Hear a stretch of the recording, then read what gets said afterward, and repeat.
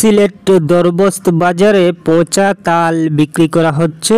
এখন পচা তালের দাম যদি আপনারা শোনেন তাহলে সত্যি সত্যি অবাক হবেন।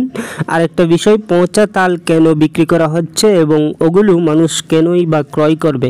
আপনারা জানেন যে তাল পাকার পরে মাত্র কয়েক দিনেই সংরক্ষণ করা যায়, এরপরে তালের যে রস থাকে সেটা পচে যায়, একেবারে নষ্ট হয়ে যায়।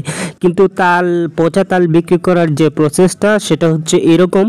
এগুলো যারা ক্রয় করবেন তারা শুধুমাত্র তার বীজগুলো খাবেন, আর বাহিরের যে অংশটা, রসের যে অংশটা সেটা ফেলে দেবেন। আবার অনেকেই আছেন শুধুমাত্র গাছ লাগানোর জন্য এগুলো ক্রয় করবেন, রোপণ করার জন্য এগুলো ক্রয় করবেন, অন্যথায় এগুলো আর কেউ ক্রয় করবে না। তবে এই যে তালগুলো পচে গিয়েছে, পাকা তালগুলো, সেই অনুপাতে পাকা অবস্থায় একটা তালের যে দাম থাকে তার চেয়ে মোটামুটি অনেকটাই কমে গিয়েছে এই পচা তালগুলোর। সাধারণত ওনারা পাকা অবস্থায় এমন একটি তাল 50 থেকে 100 টাকা বিক্রি করতেন। এখনও বাজারে এই দামটাই রয়ে গিয়েছে, কিন্তু ওনারা এখন বিক্রি করছেন মাত্র 30 থেকে 20 টাকা, 20 থেকে 30 টাকা এরকম তালের সাইজ অনুযায়ী।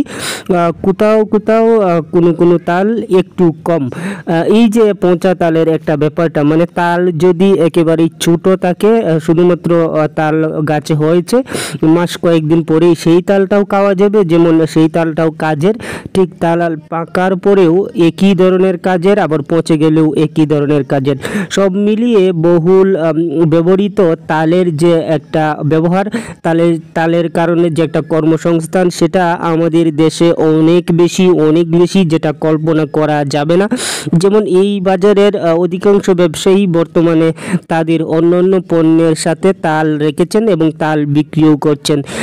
আমরা জানি যে বাংলাদেশের বিভিন্ন জায়গায় তাল উৎপাদন হয়, এটা ঠিক, কিন্তু বাণিজ্যিকভাবে এখনও দেশের তেমন কোনো জায়গায় ব্যাপকভাবে চাষ করা হয় না। তবে যে পরিমাণ এমনিতেই হয় মানুষের বাসা বাড়িতে 2-1টা গাছের মাধ্যমে, সেটাও মৌসুমে অনেক বেশি, যেটা কল্পনা করা যায় না। তা না হলে মৌসুমে আমরা তালের এই যে এত তালের ব্যবহার সেটা পেতাম না।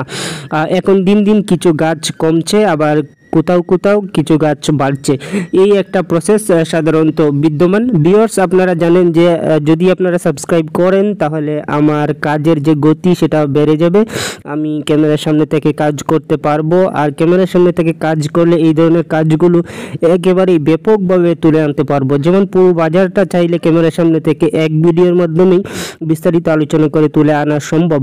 সিলেট দরবস্ত বাজার যেমন বৈচিত্র্যপূর্ণতায় ভরপুর, তেমনি এটি বাংলাদেশের একেবারে পূর্বের একটি বাজার। সব মিলিয়ে পুরো বাজারটা তুলে আনলে আমার নিজেরও ভালো লাগতো, আপনাদেরও ভালো লাগতো। সুতরাং সাবস্ক্রাইব করে যদি পাশে থাকেন তাহলে অবশ্যই আমি এই কাজটি করতে পারবো। আজকের এই ভিডিওটি এই পর্যন্তই থাক, ভালো থাকুন।